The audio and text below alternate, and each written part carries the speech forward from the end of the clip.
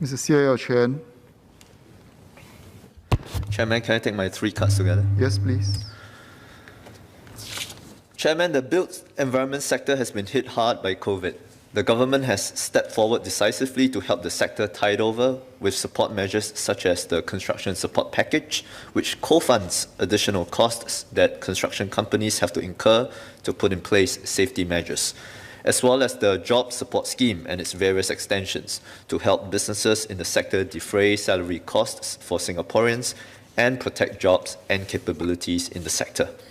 The government has also committed to providing relief for some of the non-manpower costs that construction firms in public sector projects will incur due to the prolongation of projects, and there has been legislation such as a universal extension of time to help all contracting parties bear a fair share of the impact of project prolongation. So a whole suite of measures, and yet the sector continues to face an uncertain outlook this year. In this light, how will the government continue to support firms in the sector to recover in the near term? Second cut. At the same time, COVID has shown that we must transform the built environment industry to improve productivity and, importantly, reduce reliance on foreign manpower. Under the Construction Industry Transformation Map, ITM, the government has identified 2 key areas.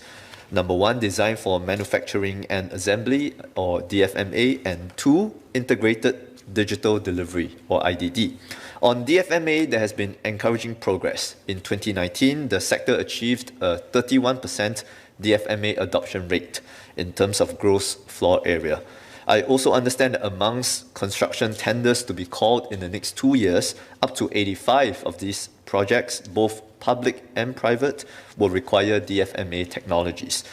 In particular, for prefabricated, pre-finished volumetric construction, or PPVC, and advanced precast concrete system, APCS technologies, BCA is looking to raise the adoption rate to up to 70% by 2025. For integrated digital delivery, IDD, I understand there are over 35 public and private sector projects piloting this, such as the Health Sciences Authority building and Rochester Commons and 19 Nassim by private developers. Can the ministry share further updates on the progress of both DFMA and IDD within the construction ITM framework? And moving forward, what are the government's plans to further drive industry transformation in these areas? And more specifically, what would these mean for Singaporeans in terms of the number and type of job opportunities? Chairman, the built environment sector is made up of many interconnected stakeholders along the value chain, including developers, builders, consultants, contractors, facilities managers. Rather than a single firm or segment of the value chain transforming on its own, DPM has announced a growth and transformation scheme for the entire built environment sector.